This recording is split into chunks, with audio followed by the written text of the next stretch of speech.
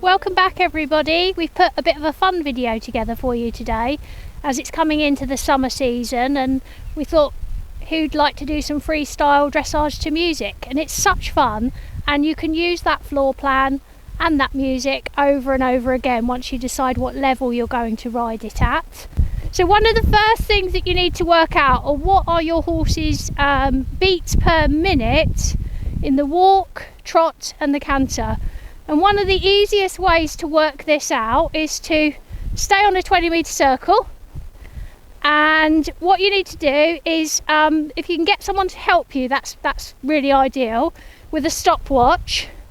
And in 60 seconds, how many times does your horse land with its inside front fore? So it's near fore this side, and you're counting that, and you want to start the count when that foot is on the floor. So basically, if we had the stopwatch going now, I would be saying 1, 2, 3, 4, 5, 6, 7, 8, 9, 10. Now you can do it for 30 seconds and double it, but if you're not confident, just do it for 60 seconds. What I would suggest is to get a bit of an average just to make sure it is correct. Make sure your horse is nicely warmed up and relaxed, because a tense walk will give you different beats per minute, or a tense trot, tense canter, than a nice relaxed walk that's the horse is, you know, over its back and nice and kind of relaxed through its back. So you need to do it on the left rein perhaps, and then just have a little change of direction. Try to get a bit of an average. Get your stopwatch back on to 60 seconds again. Wait till the horse is relaxed and listening to you and around your inside leg. And then basically now we're going to be timing this off 4. So this leg here. And we start the timing as this leg is on the floor. And then it's 1, 2, 3, 4, 5, 6, 7, 8, 9, 10. So then we work that out. That tells us what our beats per minute are in our walk, and then we can get the music adjusted to those beats per minute. What I would really suggest is, I know people try to do this themselves, and there are some clever people that can do it, but I'm not very clever, and I always tend to do the floor plan myself, work out the beats per minute, put it all together, and then get a music company to give me a few different types of music that I quite like, and then I work out which music I want to use, and they work out the beats per minute so it sounds and looks perfect with the timing of the walk, trot and the canter. So then we have to do this in the trot as well. So back to the 20-metre circle line, to make sure that the trot is the trot that you're going to be, you know, a nice working trot that you're going to be having in your test, where the horse is relaxed and over its back. And then it's the same thing again. So now you start to think about the inside fore and how that, in 60 seconds, how many times that hits the ground. So, to wait till we're relaxed, because otherwise we won't get a real, you know, if the horse is tense or spooky, you've got to wait till it's relaxed. Otherwise it's going to give you the wrong beats per minute for your actual test and for your music.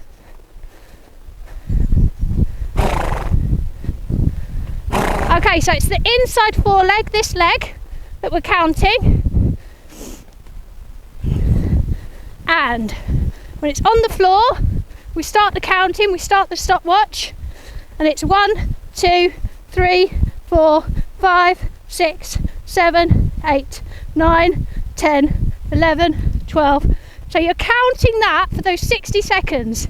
Now what you can do, if you're not very happy about counting it yourself, is get someone else to count it for you, so that you make sure that you're right. Then you just need to do a That's a bit abrupt. Transition, change the rein, try and get an average, because sometimes the trot and the canter and the walk can vary a little bit from rein to rein, but it shouldn't vary too much. It should be roughly the same. So you're basically doing an average so you can work out what the difference is, if there is any slight difference between left and right trot. And actually learning what your horse's beats per minute are is actually quite good. Even if you didn't want to do dressage to music, it gives you a little bit of an idea of how your horse is moving, timings and tempo. So you're looking at the inside foreleg, this one, and every time that hits the ground you count. You can do it in 30 seconds and then double it, or 60 seconds if you prefer, but basically it needs to be a minute's worth of that foot hitting the ground to get your beats per minute. As I say, the horse does need to be relaxed. She's a little bit tense now, and that doesn't give you quite the true interpretation of what the beats per minute are.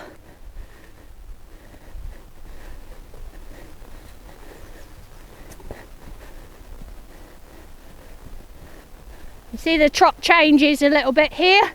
She feels a little bit more relaxed there. Then you get a better idea of what those beats per minute are.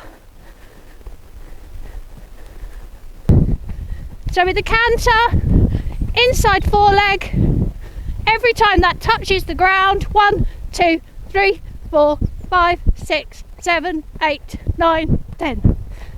Every time it touches the ground, you count. So I'm now riding Jaguar, and Jaguar is quite a relaxed, laid back character, so you can clearly see the beats per minute and me working it out a little bit more. I just rode Bella and she was quite tense today, but that illustrates really, you know, how it can affect the beats per minute when the horse is tense.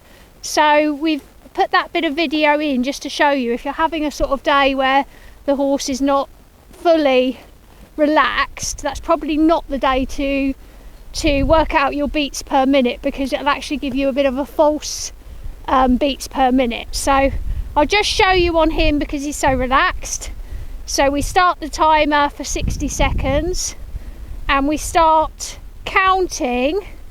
As soon as this foot hits the floor, we count from the next beat. So this one's going to hit the floor and then we count. So 60 seconds on our clock, and it's 1, 2, 3, 4, 5, 6, 7, 8, 9, 10, 11, 12, 13, 14. So we continue like that, but you can hear even in my voice how it stays fairly rhythmical, my counting, so you know that you're getting a more accurate beats per minute. So now we're going to go to trot, and we're going to do the same in the trot.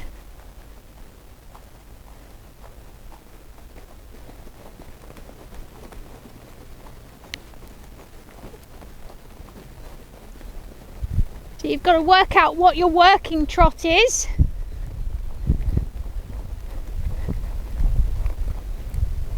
And then it's this inside leg again, this one. We're going to count when that hits the floor. So you start your 60 seconds on the clock and then you start counting. So 1, 2, 3, 4, 5, 6, 7, 8, 9, 10, 11, 12, 13, 14, 15, 16, 17, 18, 19, 20. And you continue like that for the 60 seconds. Try to make sure you do it on both reins so you get a bit of an average. You might find it slightly changes from left rein to right rein.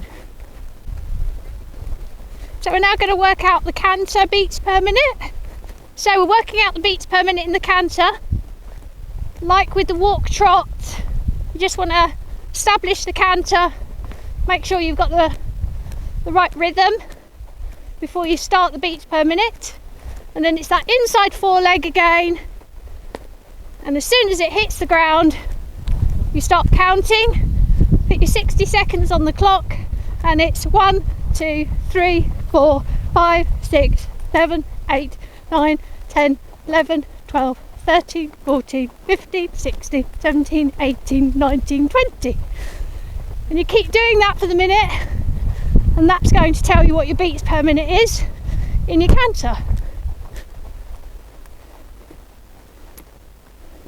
Good boy.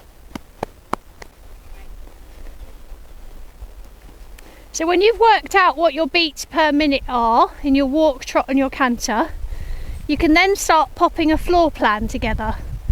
Now what you need to make sure is that you work out what level you want to do, obviously, which is either maybe you want to do prelim, maybe you want to do novice, because within those tests, and you will find those on British Dressage, there are certain criteria. So you need to do 20-metre circle in trot, you need to do free walk, so you need to look that up and make sure that you put those specific movements into your floor plan. There'll also be an allotted time that you've got to do it within, so if you go over the time you'll get penalised, so you need to bear that in mind as well. But the great thing is with the floor plan is that you can really work to your horse's strengths and weaknesses. So if you want to kind of come in and track right because he's always better when he tracks right, you can do that straight away, so you get a much better kind of like good centre line that's really positive, that you know that he's going to be good tracking right. The other thing you need to make sure of is that you've got the correct size arena, because if you work it out and the arena isn't quite the right size, you're obviously that's going to affect your time, and that time is really important because you're going to have to put your music to that.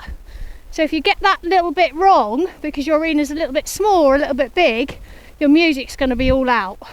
So you need to make sure that you've got that correct. So when you're putting your floor plan together, it wants to be easy to follow so that the judge knows what you're doing and where you're doing it. So if you can try to make it reasonably symmetrical, what you do one way you do the other way, so that it's nice and easy to follow. You don't have to necessarily ride marker to marker, but I think it looks better if you do, because it's much clearer to the judge. So some of the things that you can do when you enter at the very beginning is you come in and you do have to do a halt at the beginning in all the tests. And you could come in from the A on the centre line, come up to X, do a halt, and then you could track off early. So I'll just show you what I mean.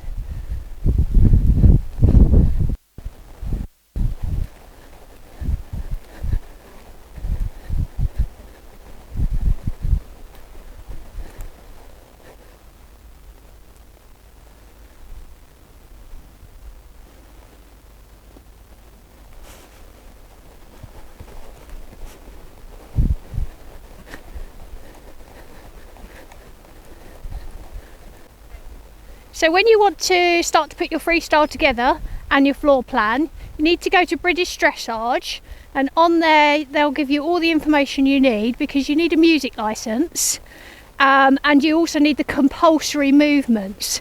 So they're set out in a test, well, not in a test form, but in a form that tells you what you need to do for that level. So it goes all the way obviously from prelim to Grand Prix, and you pick the level that you want to do, and that'll tell you how long they want you to ride the test for. So it'd be like 4.5 minutes to 5 minutes. The size of the arena, 20 by 60 usually, and they're the things that you need to then start to think about when you're putting your floor plan together. So when you pick your music, really think about what your theme is, what you're trying to You know, is it a musical, is it something that you really enjoy? But it's got to suit the horse. So, you know, maybe Gone with the Wind wouldn't be great for him because he's quite a heavy set horse, so that's light music. But you know, try and have a little play, and you can even just ride round to any music that you enjoy just to start with while you're schooling, and then you get a bit of an idea of what you like and what sort of suits your horse. A good tip is to really learn your music. So once you've got your floor plan all sorted and you know what music that you're using, and that's all sorted to your floor plan, you need to just keep listening to it over and over again. You need to ride your floor plan, listen to your music in the car as well, so that you know when the music and the transitions are kind of gonna happen. So if you end up you're running out of the music before you go back down to walk or something, you could use the corner a bit more, or you could cut the corner off a little bit. But if you know that, then you can make it look like it was planned rather than you ran out of music. So learn it and really know it very, very well. So if you use a music company that can help you put the music to your test, then they're very clever at being able to slow the music down to the beats per minute required for the walk, trot and the canter. I mean, in theory, if that music really suited and they could slow it down and speed it up, you could use that for everything. But you do want to sort of have a little change, I think, because it sort of keeps it interesting. So having some walk music, trot music, canter music does just keep it a bit interesting. And if you try and stick to a sort of theme of some idea that you have, something that you enjoy and that you're going to find fun, but that also suits your style of horse, that will also come out in your marks, your like choreography marks of putting it all together. So it's really important that the theme and the music and the floor plan, that's all marks that you can be getting from your judge. So even if you did sort of slightly run out of music a little bit and did a little bit of a wonky circle, as long as you kind of had those other bits in place, really good floor plan, good music, good idea of the theme, then you're picking up marks there as well. So there's a whole lot of separate marks for that part of the test. So when you're riding a freestyle test, you need to create a floor plan, and there's a list of movements that you need to include at your level. I will show you a picture of the tests, and then you can see what you need to include at prelim and novice, but there's requirements for each level. So the judge gives you a mark out of 10 for each technical movement. They also are thinking about the artistic merit of the performance as well. So your choreography and how well your floor plan suits your choreography and your horse. Generally, the judge wants to see a floor plan that is designed to show off your horse's strengths and you need to sort of show some originality with it as well.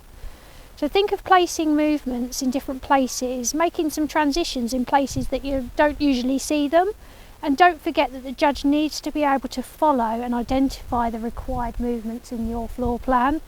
Don't make your choreography too difficult to follow or too obscure.